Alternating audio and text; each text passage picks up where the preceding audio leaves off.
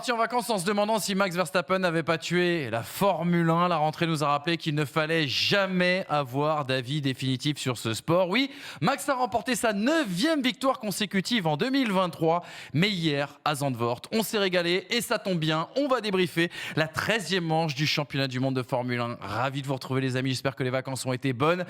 La F1 qui reprend pour 3 mois et on va aller au bout justement de cette saison 2023 avec monsieur Hamza Ramani, avec monsieur Brice Germain.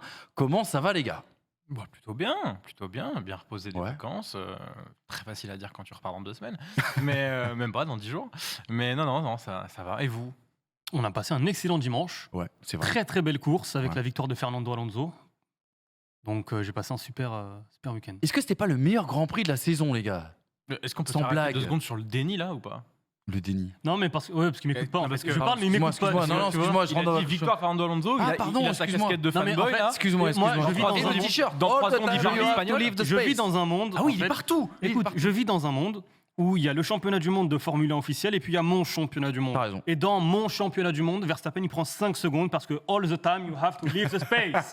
Voilà. Et donc avec les 5 secondes de c'est pénalité, vrai. qui c'est qui gagne? C'est Fernando Alonso. vrai. Donc Fernando Alonso, vainqueur. Je sais qu'on en parlera tout à Vainqueur l'heure, moral. mais Bah attends, dans son monde, Sergio Pérez est leader du championnat du monde aussi. Et Fernando Alonso est 2e au championnat du monde.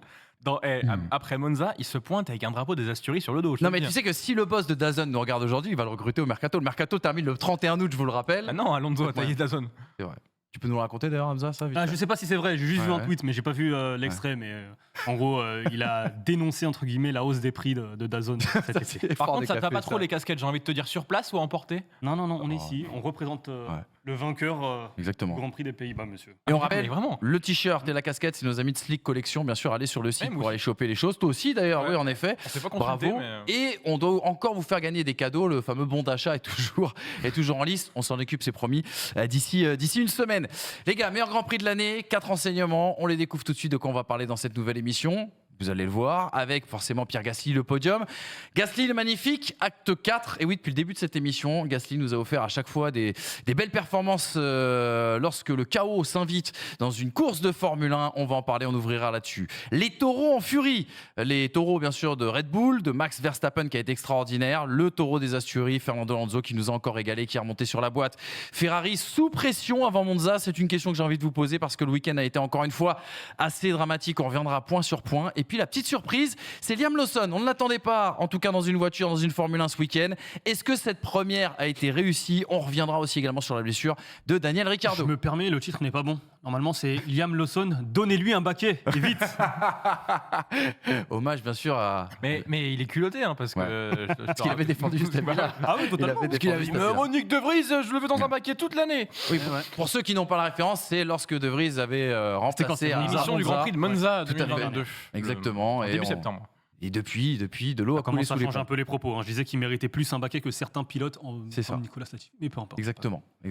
On Je reviendra vous sur invite ce à débat, revoir- les gars. je vous invite à revoir l'émission. Voilà. Grand Prix de Monza débrief 2022. N'hésitez pas, bien sûr, à aller voir tout ça. Allez, les gars, vous êtes prêts, je le sais. Les 4 enseignements, on les déroule. On rentre dans le détail tout de suite. C'est l'heure du débrief.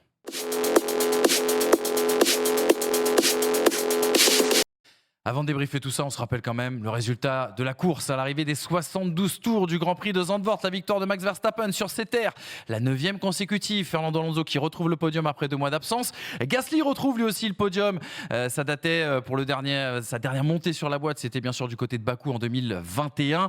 Sergio Pérez a une course difficile, finit 4e. Carlos Sainz est le meilleur pilote Ferrari et accroche un top 5. Hamilton et Mercedes sont plantés sur la stratégie, tout comme Norris. Albon encore une place dans les points. Et puis Piastri et Ocon qui concluent ce top 10. Les gars, on attaque tout de suite le premier enseignement. Cocorico, on est heureux, on revient de vacances et on a le droit à un 2e podium français dans cette saison 2023.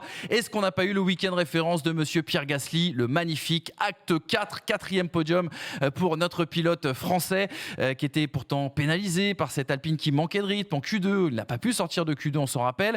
Lui qui a été proactif aussi également sur son premier arrêt lorsque Au deuxième tour, il a décidé de troquer les softs pour des intermédiaires. C'est lui qui a appelé son stand pour justement réaliser cette opération. Il a été récompensé, il s'est retrouvé aux avant-postes, il était dans le rythme notamment des meilleurs. On pense à Fernando Alonso, on pense à Carlos Sainz, on pense à Lewis Hamilton. Il y a eu cette malheureuse pénalité de 5 secondes pour un excès de vitesse de 0,1 km/h dans les stands. Et puis ce dépassement à l'extérieur, fantastique sur Carlos Sainz. Alors certes, il a profité de la pénalité de Sergio Pérez pour monter sur la boîte, mais il a été incroyable. Est-ce que c'est pas son week-end référence justement chez Alpine? Un week-end qui fait du bien aux Bleus. Deux voitures dans le top 10, 8 points de repris à McLaren sur ce week-end, alors que Alpine devait être en souffrance par rapport à l'écurie Papaye. Une parfaite exécution, même s'il y aurait peut-être quelques petites choses à redire, notamment concernant le dernier arrêt d'Esteban Ocon. Excellente stratégie concernant Pierre Gasly. Et puis surtout, une petite réaction déjà après la révolution qui a été entamée cet été. Qu'est-ce que vous avez pensé de Pierre Gasly? J'ai envie d'avoir votre réaction à chaud. Moi, j'ai trouvé incroyable. C'est presque un 20 sur 20 pour Pierre Gasly hier. Tu parles de week-end référence chez Alpine. Chez Alpine. Même en carrière, oui, c'est un week-end référence en carrière. Hein, parce que, en fait, on appelait souvent Pierre Gasly roi du grabuge, tu te souviens? C'est vrai. On disait ça. Encore un peu hier, déjà. Hein. Mais il y a eu du grabuge hier. À part des conditions très, très compliquées, changeantes. Oui, d'accord, conditions changeantes. Mais est-ce qu'il y a eu un nombre de crashs incalculable? Est-ce qu'il y a eu... fallait tirer les marrons du feu sur certains trucs? Enfin, moi, je trouve qu'il a été impérial de A à Z. Tu peux quand même. Il y a eu des conditions, il y a eu des crashs. Mais des conditions changeantes. On n'a pas eu une course normale. Mais c'est pas un Bakou où il y a non, c'est pas un Monza où il y a un drapeau rouge qui rebat totalement l'écart. Complètement. Mais ce qui s'est passé à Zandvoort, c'est pas une course normale. C'est tout. Non, c'est pas une course normale. Il y a eu 89 arrêts à Zandvoort, c'est un record.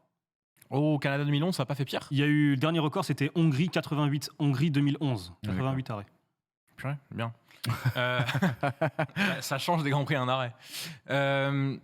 Non, je trouve qu'hier, on en parlera après avec Alonso et Verstappen, à part Alonso et Verstappen, il n'y a personne qui a fait une course aussi propre que lui et aussi maîtrisée avec les changements de conditions. En fait, c'est 3 pilotes dont on n'a pas eu le sentiment que ça les a affectés dans la manière dont ils ont géré la course.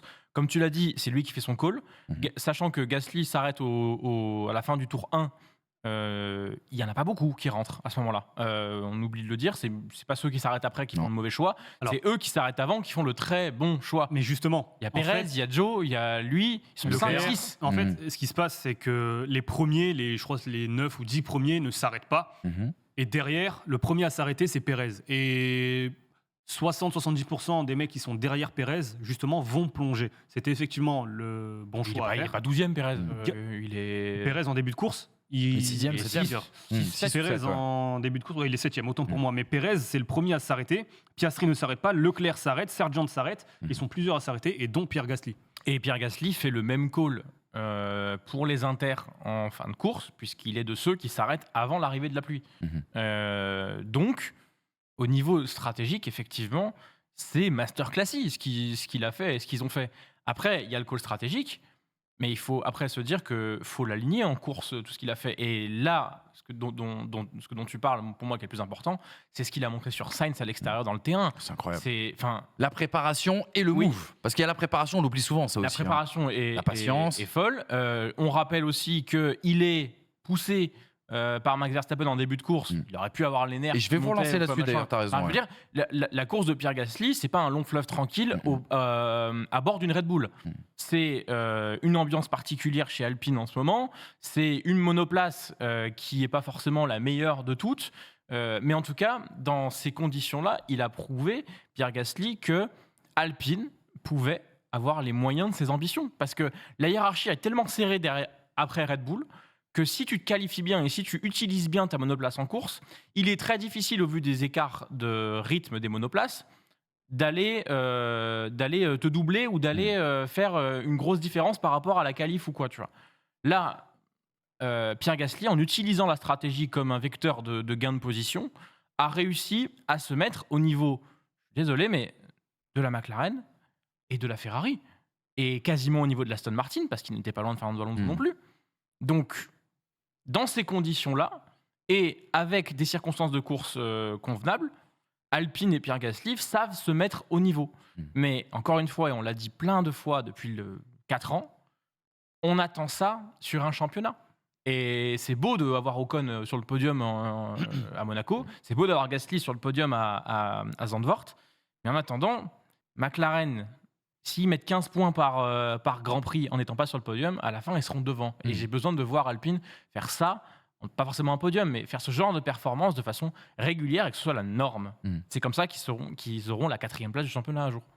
J'aimerais un petit peu nuancer ton propos Nuance. lorsque tu dis qu'Alpine a fait un meilleur week-end, ou en tout cas avait un meilleur rythme même que des écuries comme Aston ou Mercedes. Faut savoir aussi que les stratégies ratées, notamment par Mercedes, font que des mecs comme Hamilton ou Russell se sont retrouvés dans le trafic. Et en fait, Gasly a aussi été aidé parce que tu avais des bouchons, notamment Tsunoda, qui retenait derrière lui Hamilton. Joe. Tu avais Joe, mais tu avais aussi Tsunoda qui retenait les deux McLaren.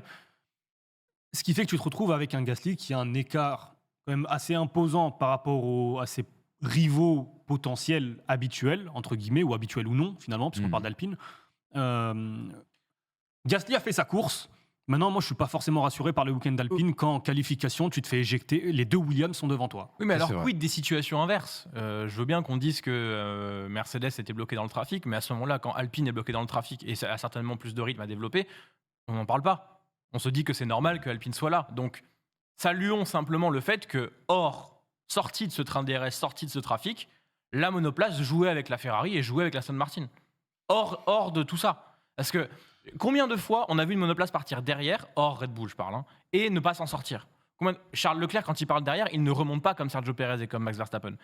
Les écarts sont trop faibles cette saison pour réaliser de vraies différences de remontée sur la piste. Donc, il faut performer en qualification. Oui, Et donc, si tu n'as pas cette folie du premier tour avec des pilotes qui s'arrêtent, exactement. qui La s'arrêtent qualif pas, et les katas. bah, Gasly, du coup, c'est un si, mais du coup, il fait pas podium. C'est ce que tu es en train de me Bien dire. sûr que oui. Mais comme, Donc, faut performer le samedi. Mais comme Ocon ne fait pas podium du tout, tu vois. Mais Même s'il y a un problème de stratégie sur les pneus. Mais Elle est dure à lire quand même, la performance de cette Alpine, les gars, parce que certes, on a l'impression, et peut-être sur l'exécution, vous aurez des choses à redire, mais on a l'impression que l'exécution a été bonne chez Alpine, ça n'a pas été le cas tout au long de cette saison. Quand il est derrière Alonso, il est à peu près dans les temps de l'Aston Martin. Il arrive à passer quand même en piste Carlos Sainz. Et pourtant, on s'attendait à ce que l'Alpine soit en difficulté. On a vu, tu l'as très bien dit, l'Alpine en difficulté en termes de rythme, notamment sur les tours rapides le samedi. C'est même étonnant cette performance, ce rythme d'Alpine dimanche. Mais C'est quoi? C'est le facteur pilote? C'est la pluie qui vient justement nuancer, niveler le niveau? C'est dur de placer Alpine aujourd'hui dans la hiérarchie. Oui, alors après, encore une fois, avec une piste qui n'a pas de grippe où les conditions sont changeantes, est-ce que le rythme de la monoplace est développé à 100%? Ça, c'est sûr que non. Mais pour revenir à ce qu'on disait, je te dis, je prends le cas Albon. Albon, en qualif, détruit les Alpines. Ah, clairement. Williams, Les Williams détruisent les Alpines, tu peux voilà. me dire. Et en course, Alex Albon, certes avec une stratégie différente, mais en aucun cas Alex Albon match le rythme de Gasly. Si tu prends justement l'exemple, je pense si ce n'est sur les pire exemple, softs, sur parce que Albon, c'est le seul pilote, je pense, à ne pas s'arrêter du tout. Ouais, Il fait les 44 premiers tours points. avec les pneumatiques tendres, on en parlera tout à l'heure, ou mercredi plutôt. Mais c'est vrai que la comparaison avec Albon, je la trouve pas forcément justifiée. J'essaie de te trouver mieux, mais la stratégie est telle. Mais quand Gasly te dit, par exemple, j'ai lu une déclaration où Gasly dit on est sur la bonne direction. Peut-être que lui, en interne, le ressent vraiment, mais moi, de l'extérieur, je juge impossible, par rapport à ce que j'ai vu à Zandvoort, de dire oui, Alpine est sur le bon chemin. Et qu'on ne me dise pas que les choix, le remue-ménage que l'on a vu il y a un mois, Je l'attendais. c'est pas ça. permet aujourd'hui de dire que oui, Alpine a pris la bonne décision, à tel point qu'aujourd'hui, ça fait podium. Non, pour moi, il y a... Non. Si Laurent Rossi avait pu monter sur le podium, il serait monté là, même là. Même en spectateur. Non, mais il y a trop d'inconnus en fait. Je peux pas dire à quel point aujourd'hui la performance de Gasly elle est rassurante ou non. La performance d'Alpine elle est rassurante. Le pilotage de Gasly, oui. Non, mais encore une fois, les pilotes, Ocon et Gasly depuis le début de saison, j'ai pas grand chose moins à leur reprocher. Oui, mais ce qui est rassurant, c'est l'ensemble de l'exécution. De ce week-end. Oui, comme la stratégie d'Ocon de mettre les pneumatiques pluie, moi j'ai trouvé ça brillant. Et malheureusement, on n'a pas pu voir parce qu'il y a eu le crash de Zhou Guanyu. J'aurais aimé voir ce que ça aurait pu donner, mais c'est la seule écurie qui a eu cette idée. Moi, je trouve ça brillant. Alors Ocon, à la radio, a dit que c'est vrai de moi ce que je voyais, parce que tu perds forcément les vingtaine de secondes au stand, puis les secondes dans le secteur 1 puis les secondes perdues avec des pneumatiques inadaptés. Donc sur ce point-là, bravo Alpine sur ce call d'Ocon. Maintenant, sur le reste, honnêtement, Je me réfère plus à la qualification qu'à la course. Ocon, En c'est perf pur, tu veux dire. Ocon, Oui, c'est c'est le plus important sur l'ensemble d'une saison. précision aussi. Ocon s'est plaint parce qu'en fait, il devait mettre les full wet un tour avant son passage au stand. Or, il n'était pas prêt chez Alpine et il a un petit peu ragé du fait qu'il ait perdu un tour et qu'il aurait pu gagner plus de place en passant un tour avant. Petit éclat de Pierre Gasly, les gars, pour toujours témoigner un peu de la proactivité du pilote français sur cette course. Il nous dit, en sortant du dernier virage au premier tour, j'ai tout de suite compris qu'il y avait une grosse opportunité pour nous, donc j'ai demandé à l'équipe de rentrer au stand directement et ça a payé. On avait une voiture qui marchait bien aujourd'hui, j'arrivais à me bagarrer avec la Ferrari de Sainz et à rester pas très loin d'Alonso. Ça montre encore une fois pour Pierre Gasly quand même toute la science, un peu de QI F1, QI course en tout cas, puisque souvent lors de ces 4 actes de Gasly le Magnifique, qui est quand même une série, un film auquel on aime s'habituer depuis la création des pistonnets, à chaque fois il y a quand même une décision humaine, une proactivité qu'il faut saluer. Je voulais revenir sur un move, les gars, dont on n'a pas beaucoup parlé pendant cette course, le dépassement de Max Verstappen au virage 3 sur Pierre Gasly. Je vous ai compilé quelques images et j'aimerais vraiment avoir votre avis là-dessus. On est donc au 6e tour, Max Verstappen est derrière Pierre Gasly au jeu bien sûr des stratégies et des arrêts au stand et d'un arrêt un petit peu tardif pour Max Verstappen. On est là au premier virage, donc on le voit bien, Pierre Gasly est à l'extérieur et Max Verstappen à l'intérieur. Vous allez voir sur le cliché suivant que Verstappen emmène un petit peu plus de vitesse à la réaccélération. Dans le cliché suivant, étant on-board, notamment avec Max Verstappen, vous allez voir qu'il est justement dans l'aspiration de Pierre Gasly. Il se décale sur la photo suivante pour prendre l'intérieur dans ce virage 3, vous le savez, qui est banqué. Sauf que le problème, c'est qu'il arrive avec un petit peu trop de vitesse. Il retarde son freinage. Et s'il rentre dans le virage à l'intérieur, au moment de sortir du virage, il part complètement à l'extérieur, ne laisse aucun espace à Pierre Gasly, qui est obligé de sortir en dehors des limites de piste. Est-ce qu'il fallait pénaliser Max Verstappen sur ce move ? Et est-ce que, juste la dernière chose, est-ce que pour vous, vous avez été un peu choqué qu'il n'y ait pas eu enquête là-dessus ? Tu dis Verstappen arrive avec trop de vitesse. Moi, je pense sincèrement qu'il fait exactement ce qu'il veut faire. Je pense sincèrement c'est pas une erreur, c'est une volonté. Que son but... C'est le soumettre. Pour moi, il contrôle totalement son véhicule. Il sait qu'il y a un pilote à droite. Pour moi, c'est totalement volontaire. Donc maintenant, mais c'est pas nouveau. On en a parlé en Autriche lorsqu'il fracasse le tour d'Hamilton. Là, en qualification, il détruit aussi le tour d'Ocon en Q1. Ouais. Voilà, c'est ce que je disais en introduction. Il y a un championnat du monde avec des règles pour Max Verstappen. On va me dire rageux, je m'en fous. Aujourd'hui, il y a un championnat du monde avec les règles pour Max. Il y a un championnat du monde avec des règles pour les 19 autres pilotes. Et pour même les autres catégories. Parce que Martins, il prend lui, il a pris pénalité au même endroit pour un move assez similaire. Alors il y a un contact, lui. Exactement. Il l'éjecte vraiment, Birman. Mais voilà, il y a un championnat. Mais on pourra me dire, moi, j'aimerais juste avoir une justification. J'aimerais bien un jour qu'on m'explique, parce qu'on n'a pas eu de suite sur le Hamilton-Verstappen C'était en Autriche. À Spielberg. On n'a pas eu de suite, on n'a pas eu de... Donc voilà, j'aimerais juste avoir des explications. Comprendre pourquoi. Qu'on m'explique pourquoi est-ce que là, ça ne mérite pas sanction. Moi, je veux bien entendre les arguments, mais je veux qu'on me les expose. Alors, je te trouve très simpliste dans la façon de l'expliquer, dans le sens où je vois pas en quoi il y a des règles différentes pour Max Verstappen ou pour les autres, mais ça me rappelle les personnes qui disaient qu'il y avait des règles différentes pour Lewis Hamilton à l'époque. Pour l'Olympique Lyonnais. Il n'y a pas de règles différentes, on va descendre. Bon, t'inquiète pas, va. Non, je pense qu'il doit y avoir enquête. Après, c'est un virage très particulier aussi. La manière dont il rentre dedans, il faut bien se dire qu'il compte sur le grip que va lui amener le banking pour sortir. Est-ce que c'est volontaire et archi-volontaire, comme le dit Hamza ? Je ne suis pas sûr. Par contre, si on suit juste à la règle, effectivement, forcing another driver off the track, c'est-à-dire forcer un pilote à aller en dehors de la piste, force est de constater que c'est le cas. Il y a un coup de Gérard Majax qui se passe. Pierre Gasly disparaît et Pierre Gasly ressort avec énormément de retard sur Max Verstappen. Il fait perdre du temps à Pierre Gasly, Max Verstappen. Donc effectivement, on n'a pas revu cette action, on n'a pas de justification particulière. Et ça, c'est bizarre, effectivement. Pas d'enquête, c'est pas noté. C'est plus ça qui... On n'est pas de justification. Mais pour autant, est-ce que c'est pas la configuration de ce virage qui fait changer la manière d'appréhender les choses ? Parce que Victor et Oliver Behrman, il y a crash. Et il y a abandon de Behrman. On ne juge pas, effectivement, la conséquence, normalement. Mais la manière dont Victor met dehors Behrman, un poil plus, quand même, fautive que celle de Max Verstappen, qui est plus roublarde. Sur ça, je te rejoins. Par contre, la règle, c'est la règle. Il force un pilote à sortir de la piste. des Gasly, limites. il a les 4 roues totalement à l'extérieur de la ligne mais blanche. on se retrouve avec le même cas de figure que Abu Dhabi 2021, au moment où Verstappen oblige Hamilton à sortir de la piste à la chicane. Premier virage non, oui, t'as raison. non, au virage 3.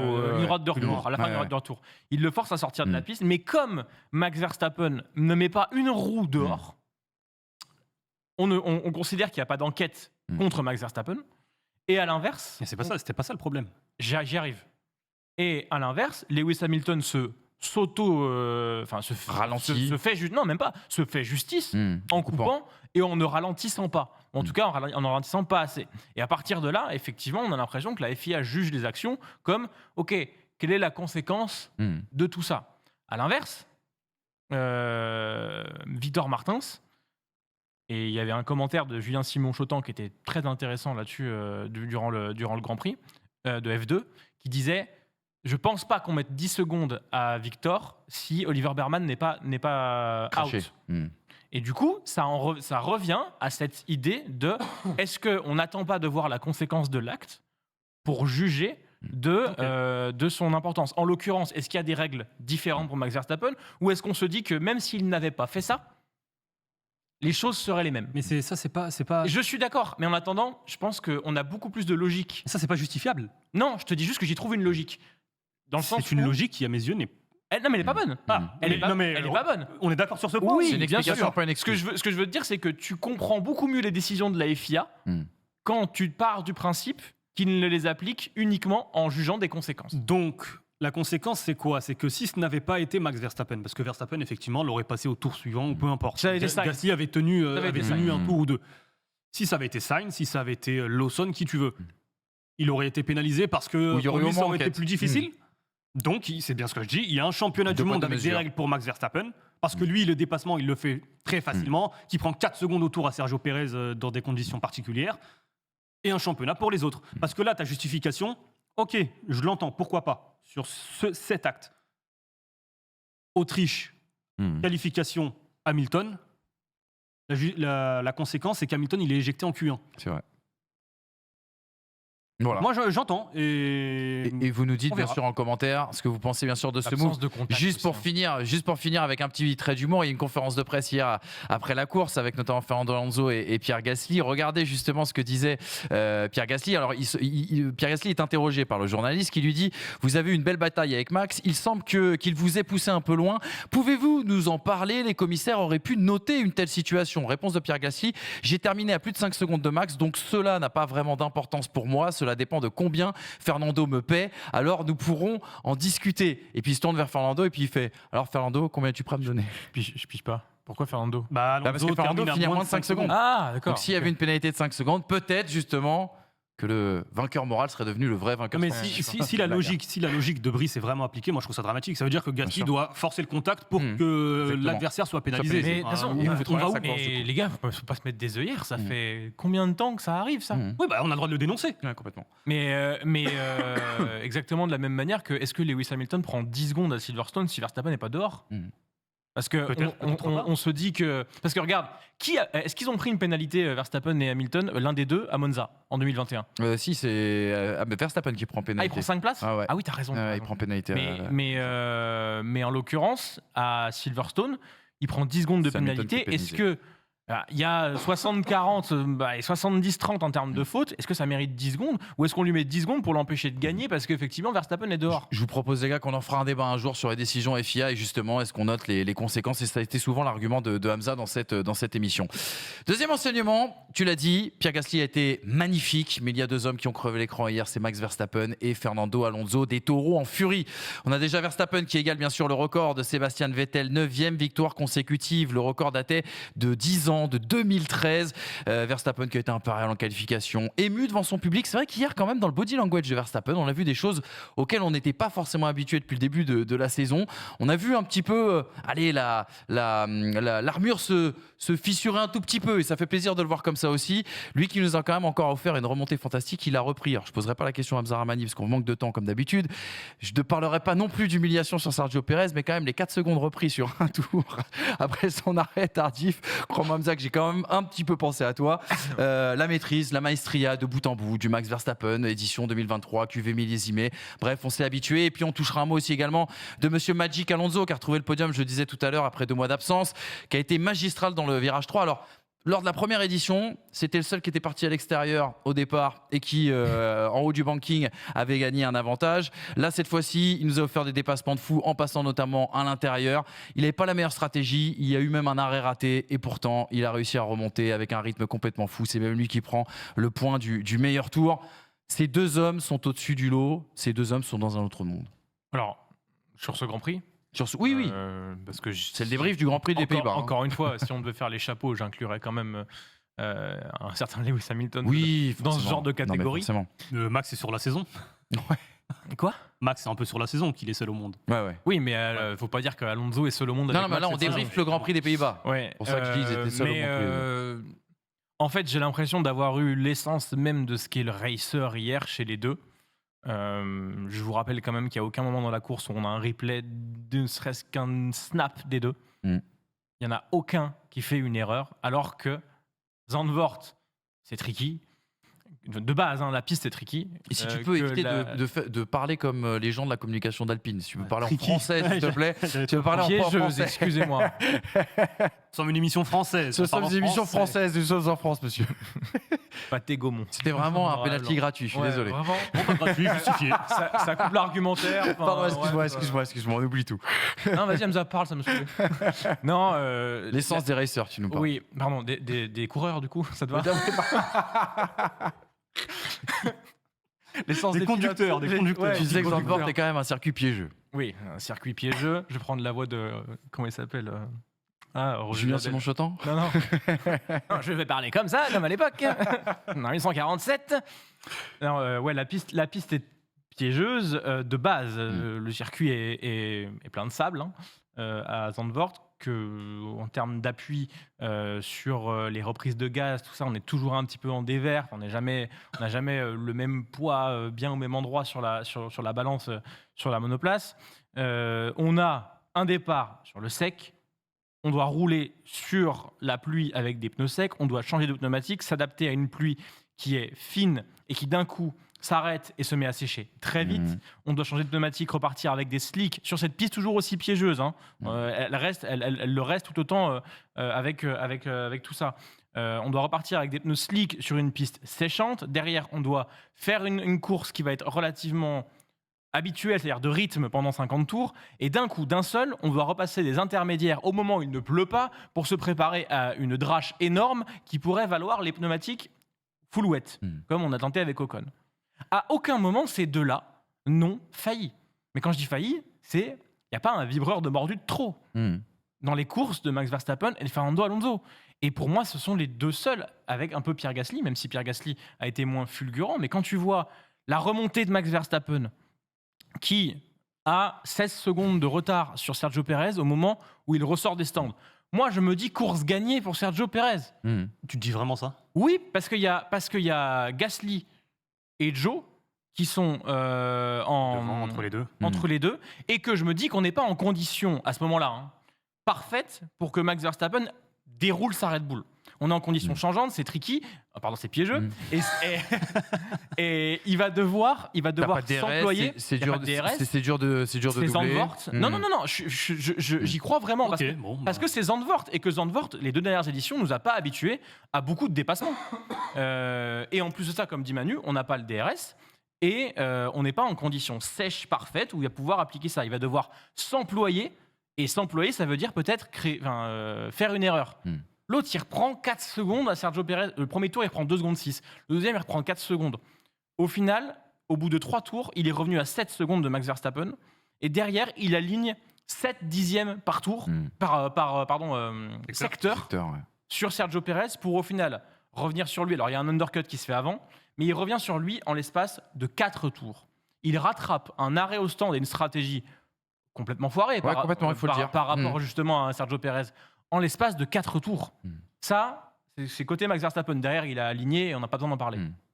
Côté Fernando Alonso, il a quand même subi les stratégies. À chaque fois, il est rentré tard. Il a dû refaire son retard. À chaque fois. Il a dû redépasser. Mais quelle maestria. Quelle maestria de Fernando Alonso.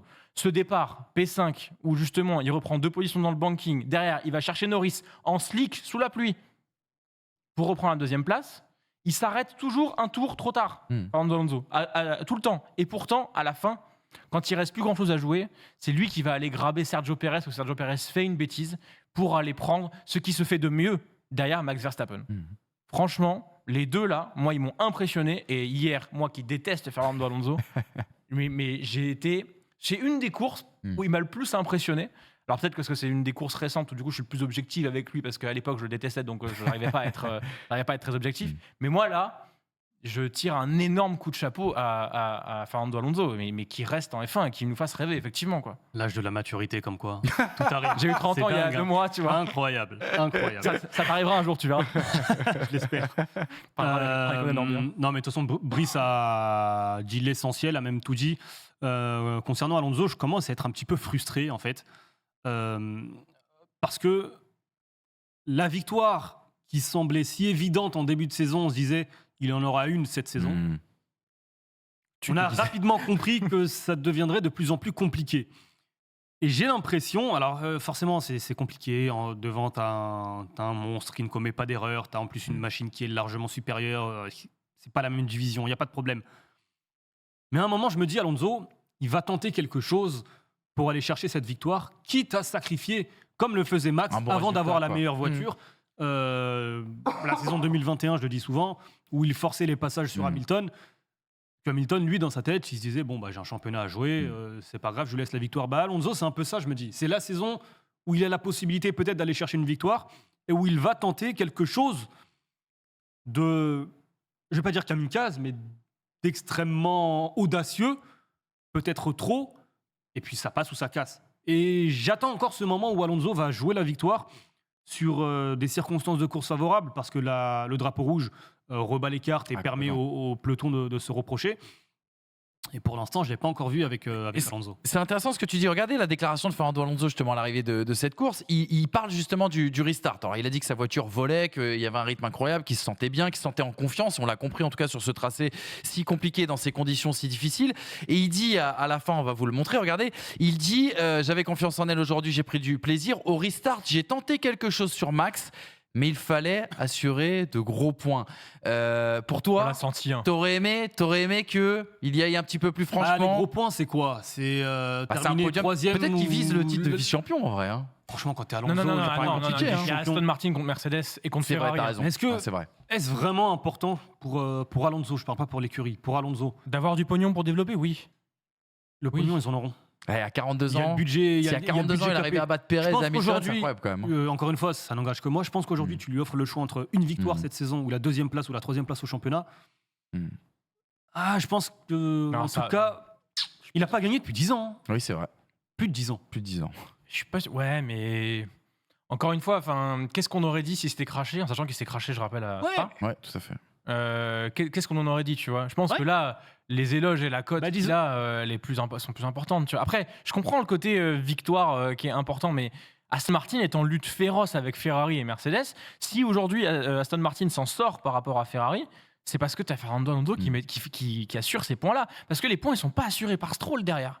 Est-ce qu'il a humilié Stroll Est-ce que sur une demi-saison, alors peut-être que lui le pense parce qu'il a une haute estime de lui, mais est-ce qu'il est capable de lutter lui tout seul face à Hamilton et face à Russell? Je ne sais pas. Mais encore une fois, je pense que pour lui, la recherche de la victoire, le goût de la victoire, c'est le goût du sang, quoi. Exactement. T'es happé. Donc à un moment, le taureau. Voilà, ouais. Peut-être qu'il ira. Et pour l'instant, il n'y est pas allé. Donc j'attends. À noter que sans Max Verstappen, Fernando Alonso aurait 3 victoires. C'est ça. Et que Verstappen a plus du double de points qu'Alonso. Montréal, Monaco et je suis con, Zandvoort. Et que quand tu fais ça à Monaco et à Montréal et à Zandvoort, on n'est quand même pas sur les mêmes typologies. Non, on est sur 3 typologies complètement différentes, t'as raison. Juste un point très important. Vous voulez pas qu'on parle vite fait de l'undercut de Verstappen? Bah justement, je voulais revenir sur Max. Anecdotique, je trouve. Mais... Pour toi, c'est anecdotique. Juste ces explications très rapides, les gars. Les explications de Christian Horner. Après, je vous remets là-dessus. Christian Horner qui s'est forcément félicité de la victoire consécutive et du record de Max Verstappen. Et il nous parle justement, on se posait la question, est-ce que Red Bull a favorisé Verstappen sur le tour 11 au moment où ils font arrêter justement Verstappen un tour avant Perez qui était pourtant en tête. Explication d'Horner. Il y avait plusieurs raisons pour prendre cette décision. L'une d'entre elles était qu'Alonso prenait aussi les pneus slick et je pense que c'était Gasly derrière lui et si nous avions fait ravitailler Checo en premier et Max au tour suivant, nous avions le risque de sortir premier et quatrième. Ce qui aurait été un drame évidemment pour Max Verstappen et Red Bull parce que dans ces conditions-là, Max n'aurait certainement pas pu dépasser et n'aurait certainement pas gagné. Je pense que Red Bull a voulu s'éviter toute possibilité de bataille, tout en sachant que Max allait gagner la course sur la piste ou avec la stratégie. Franchement, du coup, ils ont voulu éviter un éventuel trop plein d'émotions ou d'agressivité pour Max. Une arrivée fulgurante de Perez. Il y a un record, t'es aux Pays-Bas, c'est normal. Je pense qu'ils ont voulu se simplifier la tâche au maximum. Après, la radio, qui pour moi est tout sauf naïve de Perez, c'est qu'à ce moment-là, ce qu'a fait Red Bull, did Max undercut us? Étonnant. Voilà, ouais, mais enfin, il n'y a pas de sujet, on est d'accord. C'est Checo qui s'arrête en premier pour mettre les pluies à ce moment-là aussi, tu vois. En fait, mais ça n'a rien à voir. Je pense que Max, si la course débute 30 secondes plus tard, peut-être que Max entre au stand. Ouais, mais ils font rentrer Checo aussi à ce moment-là, je pense. Enfin, je suis pas sûr qu'il y ait une question. Enfin, à mon avis, ils ont voulu tenter avec Checo pour pas ruiner la course de Max, voir si c'était les bons pneus ou quoi, et avoir deux stratégies différentes par rapport au fait que ça puisse sécher. À un moment où ils se sont rendus compte que effectivement c'était trempé, ils ont fait rentrer Max. Et derrière, sachant que Max est 4, au moment où il l'a. Ouais, c'est ça. Ouais, si, au moment où il arrête, il est deuxième. Il a 7 ou 8 secondes de retard. Il faut rentrer Max pour mettre les slicks et derrière, il faut rentrer Checo le tour d'après. Enfin, il y a un numéro 1, il y a un numéro 2 chez Red Bull. Il y a un numéro 1, il y a un numéro 2. Pour moi, c'est anecdotique. Il récupère la tête de course qu'il a perdue justement par une stratégie qui a favorisé Checo Pérez. Écoute, si c'est anecdotique, passons. Alors, oui, excuse-moi. Juste un point historique que j'aimerais évoquer. On parle beaucoup de Sébastien Vettel, du record de Vettel. C'est un record qui était co-détenu avec un certain Alberto Ascari, 52-53, qui avait gagné 9 victoires consécutives. Mais en fait, dans ce laps. 2 saisons différentes, sur 2 saisons différentes, et surtout dans ce laps de temps, il n'avait pas participé aux 500 miles d'Indianapolis, qui à l'époque faisait partie du championnat du monde de Formule 1, mais qui n'était pas considéré comme un Grand Prix. Lui n'avait même pas participé. Donc factuellement, techniquement, lui, il a 9 victoires de rang, Alberto Ascari, entre 52 et 53. Ça a été relevé par David Croft sur la Sky. Eh ben, t'as bien fait de le dire. Les Pistonnets sont une émission de culture, les amis. Ne l'oubliez jamais. Troisième enseignement, on a parlé que des réjouissances depuis le début de cette émission. On est revenu de vacances en forme et de bonne humeur. Parlons maintenant de Ferrari, s'il vous plaît. J'ai envie d'avoir un petit peu votre avis. La Bérésina pour Leclerc. Déjà eu cette infection à l'oreille qui lui a fait faire 15 heures de voiture pour rejoindre Zandvoort à la façon d'un Juan Manuel Fangio. Le problème d'équilibre, on a vu une voiture qui manquait cruellement d'équilibre. Son crash en Q3 qui est assez aberrant, voire atterrant. Le contact anodin avec Piastri qui va lui coûter très très cher au départ, avec ce bout d'aileron avant qui va venir se loger sur son fond plat, ce qui va lui faire perdre 60 points d'aérodynamisme, donc de l'appui en moins. Un rythme catastrophique. Finalement, il a abandonné puisqu'il attendait le drapeau rouge qui n'est jamais arrivé pour faire justement ses réparations. Et puis Sainz, qui a été bon, qui a fait ce qu'il a pu, mais qui a quand même été très bon, faut le signaler. Impossible de retenir Alonso, Gasly, Hamilton, puisqu'il manquait de rythme, mais il manquait aussi également de pneus neufs, puisqu'il a fait toute la deuxième partie de course avec des pneus déjà rodés. Mais Sainz, a fait ce qu'il a pu. On a une semaine de Monza, les gars.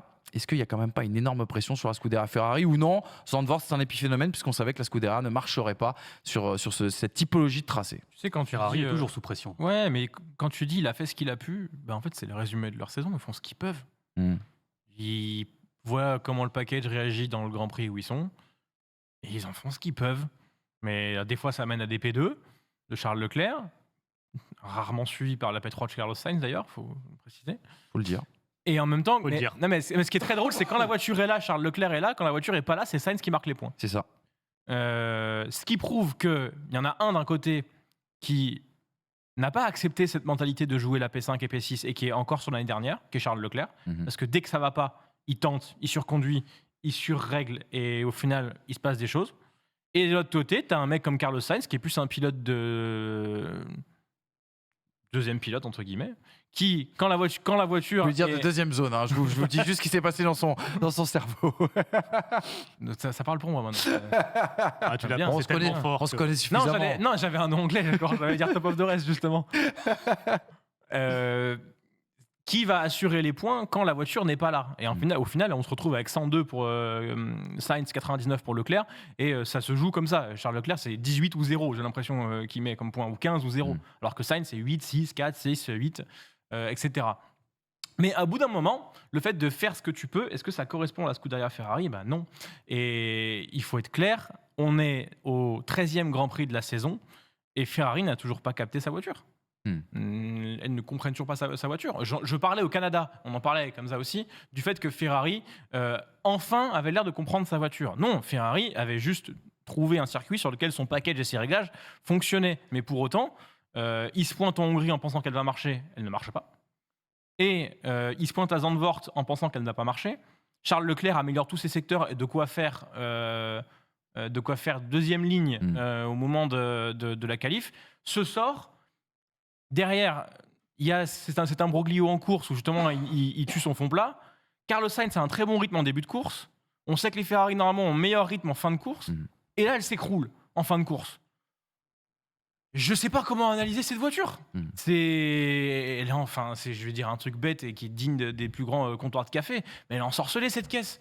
Et à un moment donné, on la comprend pas. Personne ne la comprend, cette caisse. Et même Vasseur la comprend pas. Quand tu vois la manière dont il parle à Canal et tout, il Même arrive, sur Sky Sport hier, il arrive avec des brins d'ironie quand même pour dire, complètement. écoute, on fait avec le package qu'on a et que concrètement, il y a des week-ends, on lance la pièce, ça va être pile ou face. Ce sera mieux l'année prochaine. Ça se paraît que sûr. tu veux, Marc. Vraiment, Vasseur, c'est Deschamps en fait. C'est le pragmatisme absolu. Il dit un peu plus de choses quand même. Hein. Tu sais, c'est quand la saison elle est mal embarquée, t'as toujours les médias italiens qui vont te dire 2024, 2021, il y a une voiture du feu de Dieu qui arrive. 2022, ça va être incroyable. Bah, c'est vrai, 2024, 2022. là, les infos, 2024 commencent à arriver. Donc, Mais alors, on verra. par contre, il y a eu une très belle interview je crois que c'est le directeur sportif de Ferrari, mais Ferrari genre...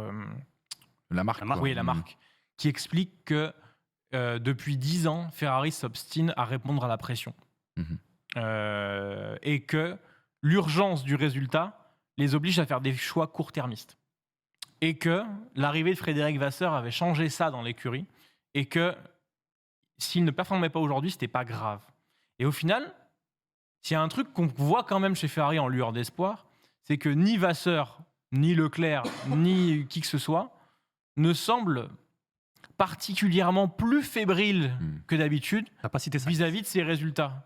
Parce que Sainz, il n'est pas là pour le long terme chez Ferrari. Sainz, il signe des courts contrats, il renégocie de façon très politique tous les 2 ans. Et je pense qu'il n'a pas d'attachement particulier à Ferrari et que s'il peut se barrer chez Mercedes, Red Bull ou quoi que ce soit, avec son agent et cousin, et pâtissier, ce que tu veux, il réussira. Il fallait qu'il y ait une attaque à un moment. Non mais j'aime pas les pièces rapportées familiales comme ça m'énerve.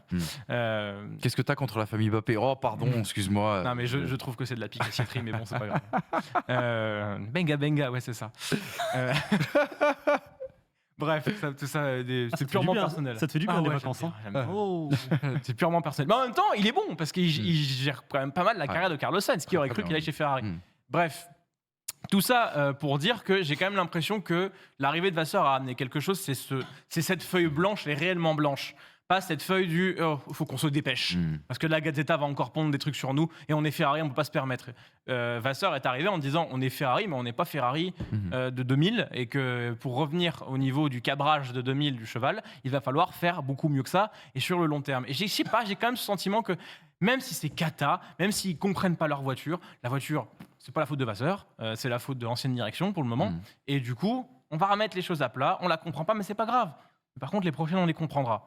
J'ai quand même le sentiment, c'est un peu ça qui est en train d'être instauré, et on en fera le bilan certainement dans 2-3 ans de ça, mais je me dis que je subis encore, mais qu'il y a quand même une direction qui me plaît davantage qu'avant, et je dis pas ça parce que je suis français. J'ai trouvé un petit peu dur sur Leclerc, la surconduite par rapport à son crash. Les conditions étaient piégeuses. Il s'est fait légèrement justement piégé. Et voilà, ça fait crash. C'est extrêmement malchanceux parce que son aileron avant, la petite partie de son aileron avant qui est détruite, va détruire du coup le fond plat. Il perd 60 points d'aéro, ce qui rend Le crash parle de la qualif. Hein. Ah pardon, autant pour moi. Je pensais que tu parlais de Non. la course. La course, c'est un fait de course. Oui, voilà, c'est ça. Non. Juste revenir parce que je trouve qu'il est important de le dire par rapport à Ferrari, l'arrêt de Charles Leclerc. Ferrari n'est en rien responsable de ce qui s'est passé non. et du fait que les pneus intermédiaires n'étaient pas prêts. Charles Leclerc, à la sortie, même bien après la sortie du dernier virage, quasiment dans la ligne d'entrée des stands, la voie des stands, dit box. Il est sur la grille. Il est sur la grille. Il impose. Il rentre sur la grille.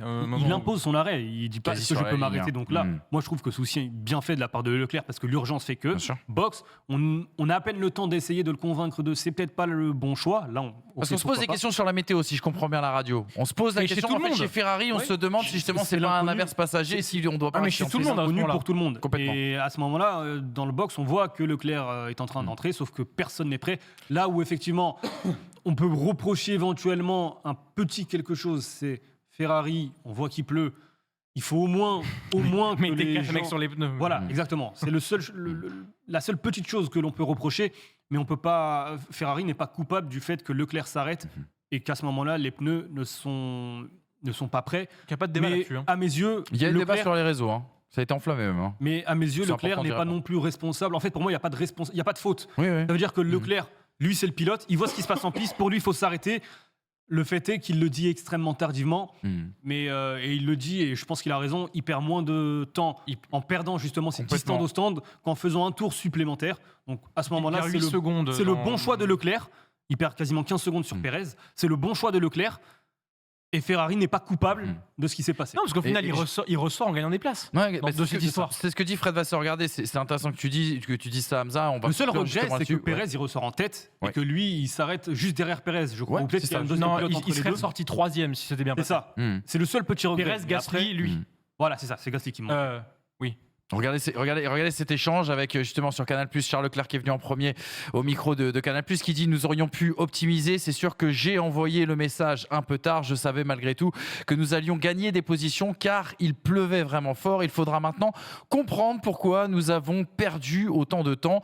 Nous avons encore beaucoup de travail dans les stands. » Et puis la réponse de Fred Vasseur quand même, qui n'a pas trop mâché ses mots mais qui a concédé en effet que c'était la bonne décision. Il nous a prévenu de l'arrêt, il était déjà dans la pit lane, c'est difficile d'être prêt. Malgré tout, c'était le bon choix. C'est sûr que si on avait été prévenu 5 secondes plus tôt, on aurait gagné 5 secondes. Voilà, un hommage à Johnny Hallyday, bien évidemment, et au Paris-Dakar. Il rentre juste derrière Pérez. Et Pérez, je crois, prévient une dizaine de mètres avant. Ouais, lui, je crois que c'est avant alors je sais plus si c'est le 12e ou le 13e virage, mais c'est l'avant-dernier virage où lui demande. Mais parce que c'est peut-être un peu de temps. Mais Ferrari, c'est pas la seule équipe. Alpha Tauri ici, les pneus n'étaient pas prêts. Détail à la con, si Charles Leclerc prévient tard, il faut se rappeler que Ferrari a le 2e box.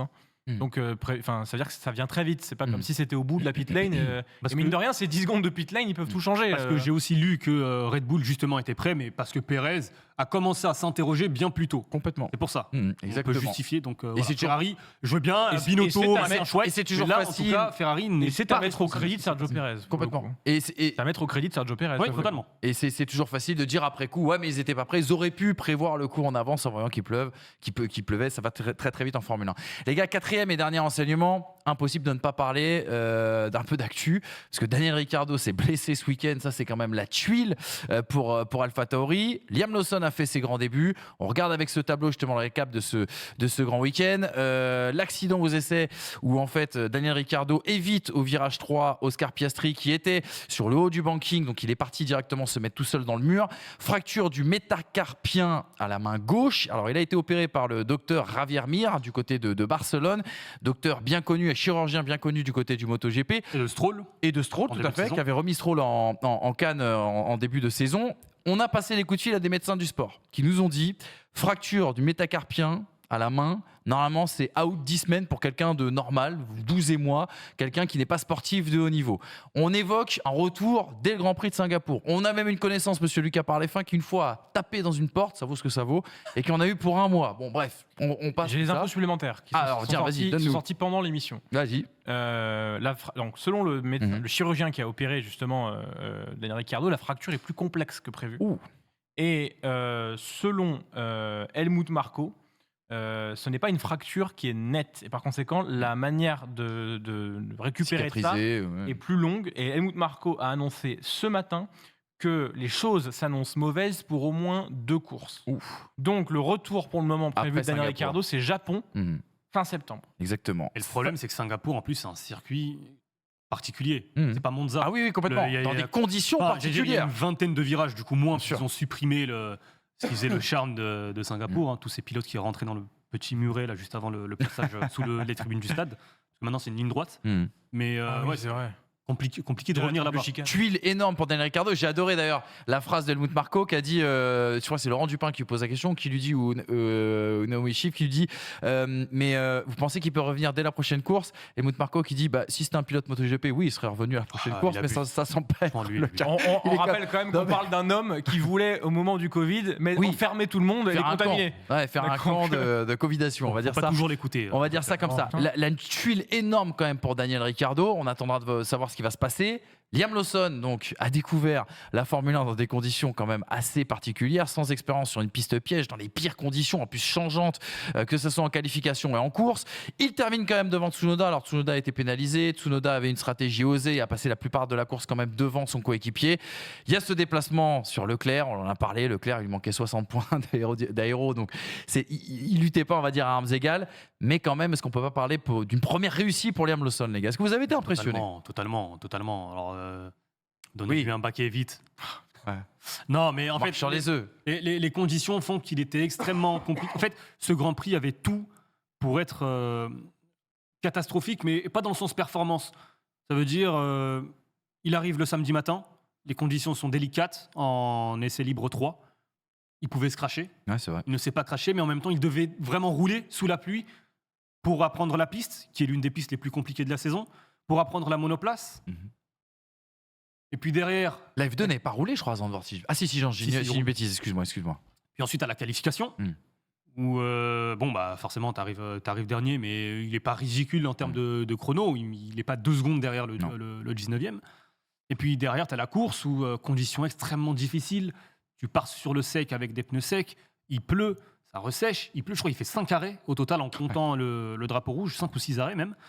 Non, j'ai été impressionné parce que effectivement, et en plus il termine devant son coéquipier.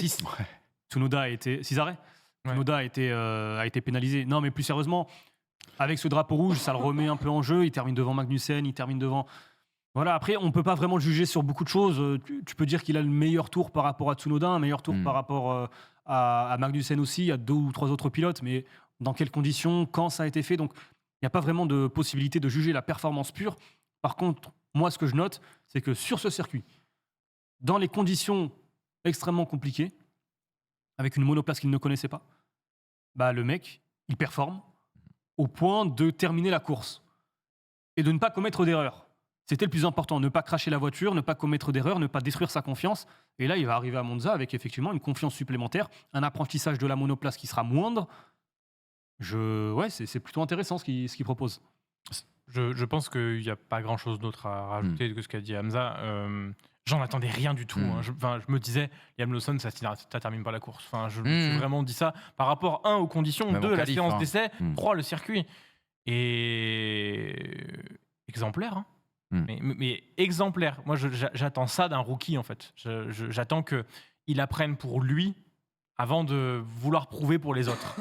Et en l'occurrence, là, Liam Lawson, pas de pression de résultat, parce qu'il sait très bien qu'il n'a pas de quoi faire un résultat entre toutes les conditions, tout ça. Il termine devant Tsunoda, quoi. Même si les conditions, machin et tout, ça marque quand même. Il est 13e, il est entre les deux As, il est entre Magnussen et Hülkenberg. Mais Lawson aussi avait été pénalisé en début de course. Oui. Entre Magnussen et Hülkenberg, il est entre 350 Grands Prix de Formule 1, tu vois. Et effectivement, alors après, justement, attention à pas se dire que ça s'est bien passé et que du coup, comme Monza, ça va être plus facile, parce que c'est l'archétype du mec qui peut derrière arriver à Monza et te flanquer un énorme carton au départ. Forcément plus facile à Monza. Oui, mais pour autant, je pense qu'il faut qu'il l'aborde de la même manière qu'il l'a abordé à Zandvoort. Oui, non, mais lui, personnellement. Mais Et puis il y a un élément aussi que nous, moi en tout cas, j'ai pas conscience, c'est que les procédures, tu vois. Complètement. Le drapeau rouge, Mais même ta position voiture dans de la voiture. sécurité, C'est voiture pas de sécurité compliqué, c'est virtuelle, pas- effectivement. Alors je sais pas s'ils avaient ramené aussi. Je suis Il doit y avoir un moulage. Je sais pas Il va y s'il y a avoir un toujours moulage, pour les troisième pilotes pilote. réserves, s'ils transportent avec eux, et puis entre vendredi et samedi, tu peut-être peux que. peut-être faire les choses dans Honnêtement, la je nuit, sais pas. Mais les conditions étaient particulières, et puis, enfin voilà, connaître les boutons, les procédures, est-ce que sous drapeau rouge, quelle est la différence entre mais un il drapeau simule rouge et la une voiture de Lawson aussi. sécurité? Ah, mais chez Red Bull, Ah, mais je sais. tu vois, Je sais pas, honnêtement. Ouais. Franchement, oui, je bravo. suis bien d'accord avec toi, mais c'est pas si différent. c'est pas comme si Ça reste une inconnue. c'est ça pas reste une toi dans inconnue le public supplémentaire. qui se pointe le samedi matin dans la voiture. Ok. Et par contre, moi, j'ai une interrogation parce que ça a été confirmé par France Toast, les essais libres 1 d'Isaac Adjar à Abu Dhabi. Abu Dhabi. Est-ce que finalement, le fait que Lawson, qui est aujourd'hui considéré comme un rookie encore, et qui va piloter lors des essais libres 1 la Alpha Tauri à Monza, comme ils ont eu De Vries en début de saison, Oui, c'est est-ce ça. que du coup les deux rookies auront piloté, donc Alpha Tauri n'aura aucune obligation de mettre un rookie supplémentaire d'ici la fin de la saison? Est-ce que ça va Je être... pense qu'il ne sera pas considéré comme rookie parce qu'au moment 2, il aura plus de 2 grands prix. Qui? Liam Lawson. Lawson. Pourquoi 2? Parce que c'est 2 la limite pour être considéré comme un rookie. Oui, mais pourquoi 2? Là, au moment de Mais- débuter... Non, mais il a fait Zandvoort, il va faire Monza. S'il fait Singapour, il a 3 grands prix. Il sera plus considéré comme un rookie. Non, mais je te parle des essais libres 1 à Monza. C'est-à-dire que est-ce tu que veux les dire essais c'est libres deuxièmes 1 de Monza... Bah non, ils ne sont pas considérés comme un test rookie. Bah non. Bah pourquoi pas? Parce qu'il est pilote titulaire à ce moment-là. Ah, je sais pas. Bah non. Ah, regarde De Vries en début de saison. Tous les pilotes, Piastri, McLaren, Piastri lorsqu'il arrive. Aujourd'hui, McLaren a juste Lando Norris. De Vries, ça leur a servi depuis. De Vries, ça leur a servi lors du premier Grand Prix de la saison. Donc, il faudrait se mettre, en fait, mettre il le faut- nez dans le règlement. ce que je pense, moi en tout cas, ce que je sais, c'est que ce sera considéré comme un test rookie. Donc AlphaTauri n'aura pas besoin de mettre Isaac Adjar ou un autre. Les FP1 Maintenant, la d'Adjar question- ont été annoncés quand? Avant Là, ça là, ce week-end. Non, mais ce week-end, mais avant ça a le été crash de annoncé Ricciardo ou- Vendredi, il me semble. Vendredi, entre les deux essais, les deux séances Donc d'essais. ça laisse à Helmut Marko le pouvoir de. Confirmé par Helmut Marko. de Il a laisser- dit qu'il de n'était mettre- pas satisfait de la saison. Les gars, vous voulez parler de F2, j'ai l'impression. Non, mais justement, justement, on va faire la transition. Il est beau. Mais c'est extrêmement. Ce serait regrettable pour Isaac Adjar qui ne puisse pas piloter du coup à Abu Dhabi. Il fait un levier de pression pour Marko. Un petit point de classement, très rapide. Vous dire que Max Verstappen est toujours en tête, bien sûr, du championnat du monde des pilotes, mais à lui tout seul aussi également du championnat du monde des constructeurs. Ça se resserre un petit peu avec Alonso qui gagne quelques unités sur Perez, mais ça n'a pas tant bougé que ça. Si Pierre Gasly, désormais, s'invite dans le top 10, vous le voyez, et se rapproche un petit peu de Lance Stroll. Voilà, ça n'a pas énormément bougé, donc on va pas passer beaucoup de temps. Vous savez, d'habitude, on commence les émissions par on n'en parlera pas, mais on en parlera quand même. Puisqu'un Français est en tête actuellement du championnat du monde de F2, puisque vous le savez, les pistonnés se prennent de passion pour la F2, et on en parlera avec le superbe doc qui est sorti cet été. Et bien jusqu'à la fin de la saison, quand il y aura F2 sur un week-end de Grand Prix, on aura cette petite rubrique. Tout de suite, le débrief F2.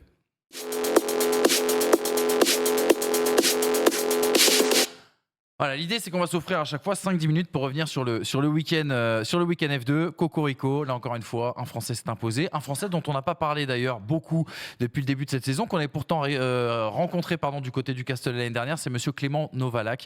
Première victoire en F2. L'autre aspect, c'est l'hécatombe chez les leaders. Un Théo Pourchaire qui se crache, mais un Théo Pourchaire qui s'en sort bien après la bévue du côté de chez Prema sur la voiture notamment de Vesti. Iwasa qui ne marque pas de gros points. Les gars, qu'est-ce que vous retenez non plus. de ce week-end F2 pardon. Jack Douane Oui, non plus. Jack Douane Le non top plus. 4 marque 0 points. Le top 4 marque 0 points. Victor est pénalisé C'est aussi. miraculeux. C'est miraculeux Ouais. pour Théo On Pourchaire. commence peut-être sur la victoire de Novalak et puis ensuite on Ouais. enchaînera les gars sur la lutte pour le titre. 51 courses de F2, première victoire, c'est en sachant qu'il va très certainement pas être en F2 l'année Non. prochaine. C'est un beau. Ouais, non, il devrait partir pour d'autres catégories, Clément Novalak. Deuxième ou troisième victoire de Trident dans son histoire. C'est quand même énorme. C'est ça. Mais C'est bien énorme. sûr. Trident, c'est le as de la F2. Peut-être plus AlphaTauri, on va dire, à la rigueur. Mais en l'occurrence, la course de Clément Novalak, je la comparerai pas à celle d'un Max Verstappen ou celle d'un Fernando Alonso, mais il fallait tirer les marrons du feu. Dieu sait qu'il y a des mecs qui ont pris la pression en fait ce week-end. Parce qu'il y a beaucoup de mecs qui jouent le haut de tableau et que là, Clément, j'ai eu l'impression qu'au moment où il s'est retrouvé premier, il a libéré les chevaux, il a pris du plaisir à piloter et qu'au moment où il s'est retrouvé dans cette position-là, tout a commencé à s'aligner, les meilleurs secteurs, les meilleurs... En fait, il l'a gagné à la régulière, entre guillemets, après tout ce qui s'est passé. C'est-à-dire qu'il n'a pas volé, il ne s'est pas retrouvé sur une stratégie gagnante à 2 tours de l'arrivée. Il a tenu longtemps Maloney, qui est quand même sur Carline, tu vois. Il a plus que tenu. Ouais, il l'a même distancé. Au point, la radio, je crois que c'est Zayn Maloney, la radio Clément te prend, je crois que c'était 4 dixièmes dans le secteur 2, trouve la solution. Enfin, Ouais, C'est lunaire. mais tout ça, moi je suis content pour lui parce que parce que on le voit toujours 14, 15, 12, que dès qu'il a une opportunité de marquer des points, il a un souci ou quoi. Il fait beaucoup d'erreurs aussi, Clément Novalak, il faut le dire. Mais là, le week-end, il l'a aligné parfaitement et il avait 2 points avant le début de ce week-end. Il en prend 26. Et voilà, je trouve que c'est une belle histoire pour ce Grand Prix-là, en sachant que normalement, son histoire en monoplace, en tout cas dans les championnats Formula 1 2 et 3, devrait se terminer. Ça veut toujours dire quelque chose pour moi quand un pilote performe dans des conditions pareilles. Quand les meilleurs du championnat, en tout cas au classement, eux se plantent, commettent des erreurs, sont victimes d'erreurs de leur écurie, mais Novalak, il n'a pas commis d'erreur. Il se retrouve là, forcément avec la réussite parce que les circonstances de course lui sont favorables, mais comme tu le disais, pas d'erreur, il performe, il déroule.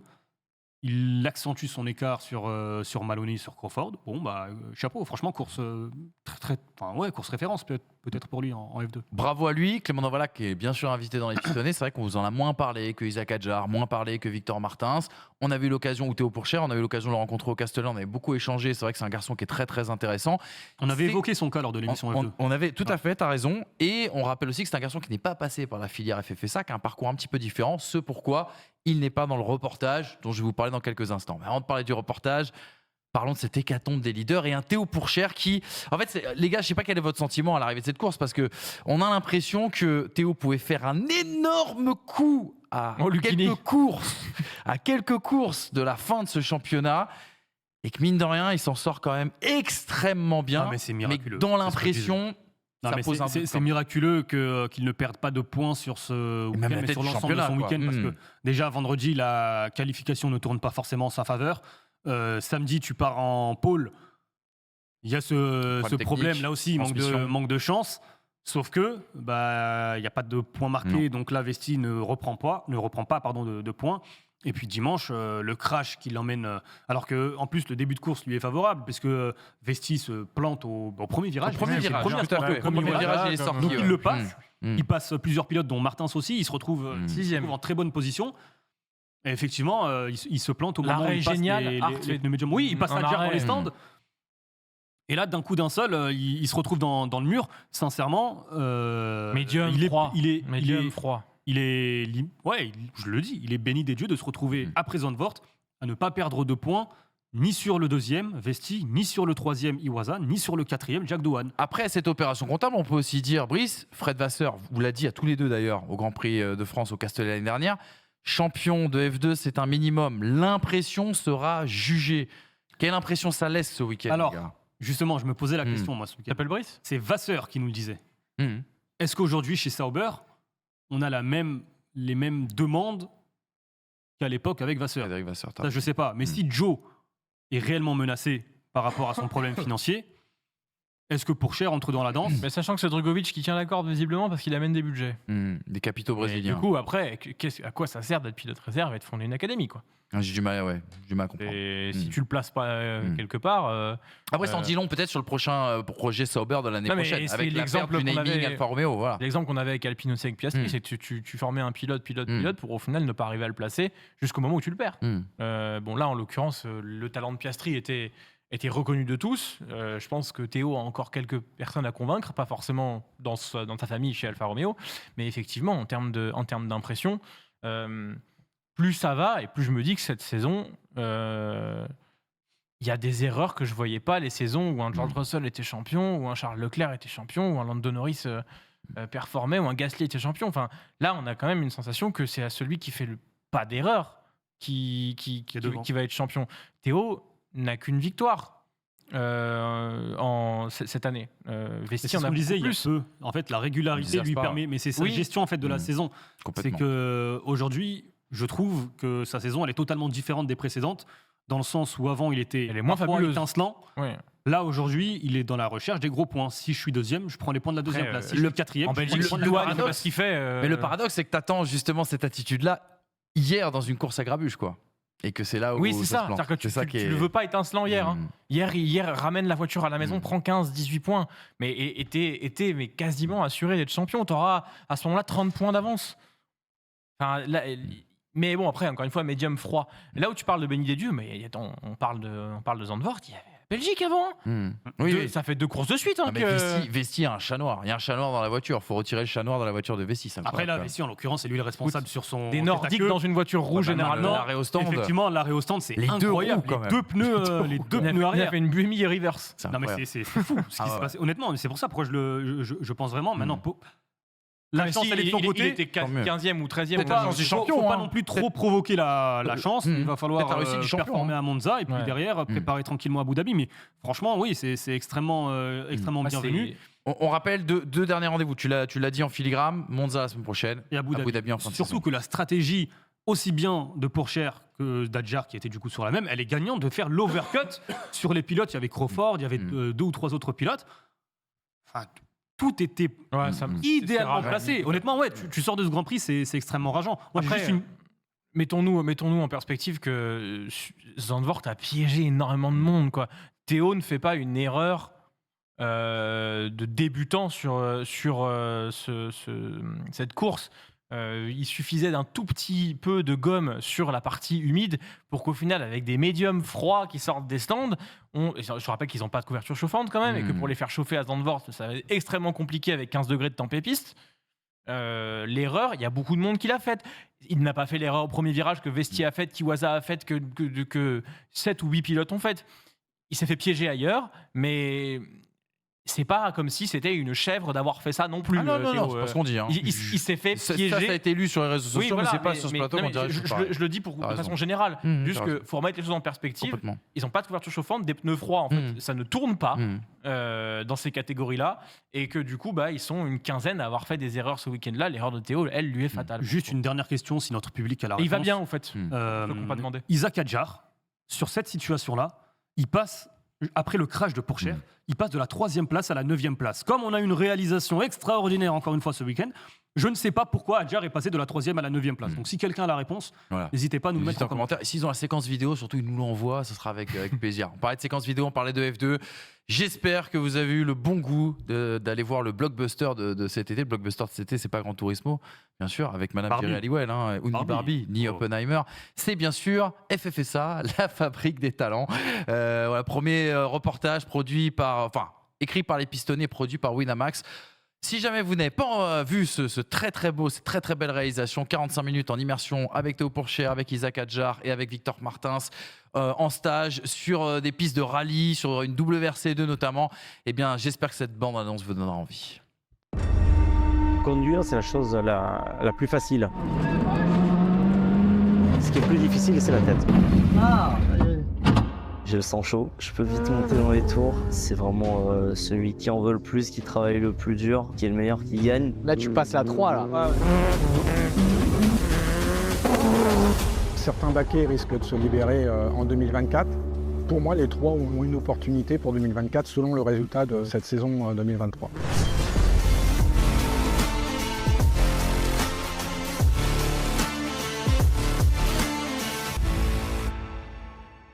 La fabrique des talents, donc, à retrouver sur la chaîne Winamax. Ça se passe sur YouTube. Allez-y, 45 minutes de pur bonheur. Voilà, de quoi vous faire attendre. Mercredi, on sera à quelques jours du Grand Prix d'Italie. On va ouvrir un gros dossier, celui d'Alex Albon. Alex Albon, que doit-il faire? Est-ce que c'est pas le meilleur des autres de 2023, best of the rest? Williams est-elle en train de renaître? Quel top team pour l'accueillir? Voilà, on va ouvrir la page Alex Albon. Et puis on reviendra sur la news de l'été avec Felipe Massa qui a fait parler de lui. Oui, il veut récupérer le titre 2008 gagné par Lewis Hamilton. Brice a donné son avis, bien sûr, dans l'émission Pole Position, et j'attendrai l'avis d'Hamza avec beaucoup d'intérêt. Ce sera l'occasion de vous reparler peut-être d'un épisode que vous ne connaissez peut-être pas beaucoup, c'est le Crashgate, l'une des plus grandes hontes de l'histoire de la Formule 1. Malheureusement, Fernando Alonso était concerné. Sur ce, bonne journée les amis. Merci à Polo, merci à Chris qui était en régie pour nous accompagner. Et puis on vous donne rendez-vous mercredi, ça se passe sur First Team Sport. On est de retour. Il reste 3 mois de Formule 1 et on sera là quasiment chaque semaine pour notre plus grand plaisir, pour votre plus grand plaisir. Salut les amis, abonnez-vous et le pouce en l'air comme d'hab.